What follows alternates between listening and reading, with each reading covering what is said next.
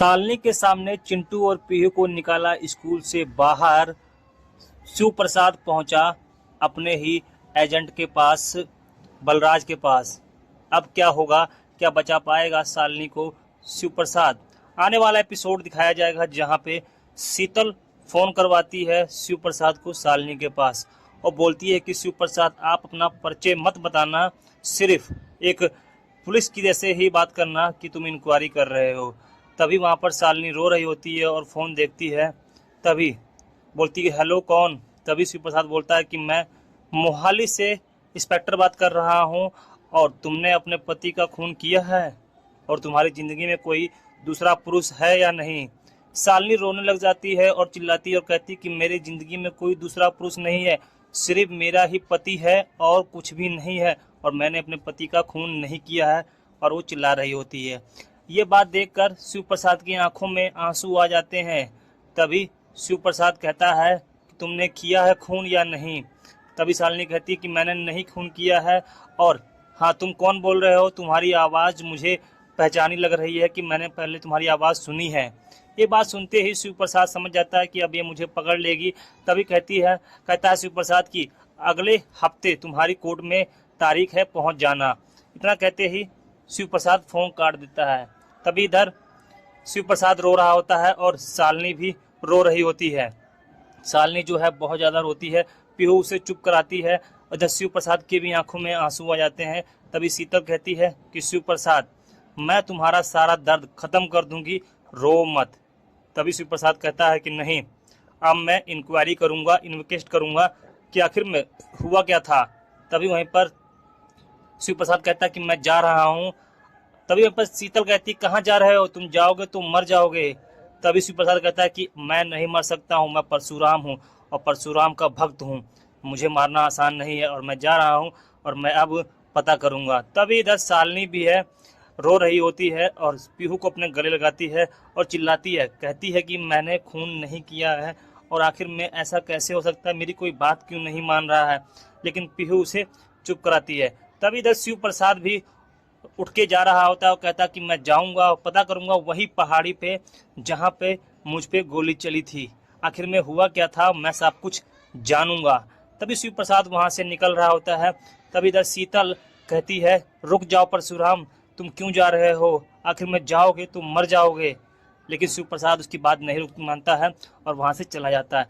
तभी शीतल कहती है कि तुम्हें जाना है तो जाओ, लेकिन अब मैं भी जा रही हूँ पुलिस के पास और नया ड्रामा करने के लिए नाटक करूँगी और मैं वहाँ पे बयान दूंगी कि मैंने खून होते हुए देखा है और एक आदमी को बहाते हुए देखा है पानी में, डैम में, और अब मैं वहाँ पे गवाही दूंगी जिससे तुम फंसोगे। तभी इधर परशुराम पहुँच जाता है उसी पहाड़ी पे। वहाँ पहुँच के याद कर रहा होता है अपने बीते हुए पल कि किस तरह मैं शालिनी के साथ में घूम फिर रहा था और उसे फिर अचानक वही सब कुछ दिखता है कि शालिनी ने उस पर गोली चलाई, लेकिन वो रो रहा होता है। तभी इधर शीतल पहुंच जाती है कमला देवी का भेष बनाकर, एक ओल्ड लेडी बन के, और वहां पहुंचती इंस्पेक्टर के पास और कहती है कि इंस्पेक्टर मैंने देखा है सब कुछ। तभी इंस्पेक्टर कहता है तुम्हारा नाम क्या है? तभी वो कहती है कमला देवी। तभी इंस्पेक्टर कहता है कहाँ के रहने वाले हो? तभी वो कहती है कि मैं चंडीगढ़ की रहने वाली हूँ और मैं अपने 2 बच्चों के साथ यहाँ पे घूमने आई थी। तभी मैं घूमते घूमते पहुँच गई डैम के पास और नदी के पास देखा तो वहाँ पे एक जवान आदमी और एक जवान औरत अपने एक आदमी को बहा रहे थे पानी के अंदर, और मैंने फिर पेपर में पढ़ा तो मुझे पता चला कि ये कुछ तो कुछ बात खास बात है, इसलिए मैं आपके पास आई हूँ। तभी वहीं पर वो इंस्पेक्टर दिखाता है फोटो और कहता है कि क्या तुम मुझे पहचान सकती हो? फिर वो दिखाता है शिव प्रसाद का फोटो। तभी वो कहता है कि हाँ, ये वही आदमी था जिसे डैम में बहा रहे थे। और फिर वो इंस्पेक्टर शालिनी का फोटो दिखाता है। तभी वो कहती है कि हाँ, यही औरत उसे बहा रही थी पानी के अंदर।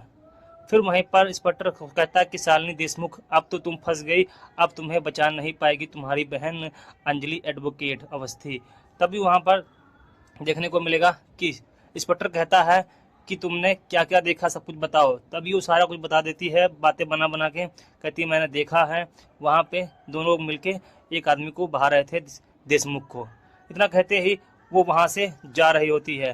तभी बाहर आती है और वो फ़ोन करती है शिव प्रसाद के पास और कहती है शिव प्रसाद मिला कुछ? तभी उसे पता करता है कि नहीं, कुछ भी सबूत नहीं मिला है। तभी शीतल उसे आई लव यू बोलती है, लेकिन शिव प्रसाद फोन काट देता है गुस्से में और वो वापस घर जा रही होती है। तभी इधर शालिनी भी पहुंचती है पीहू के साथ में घर पे, बच्चों के साथ में।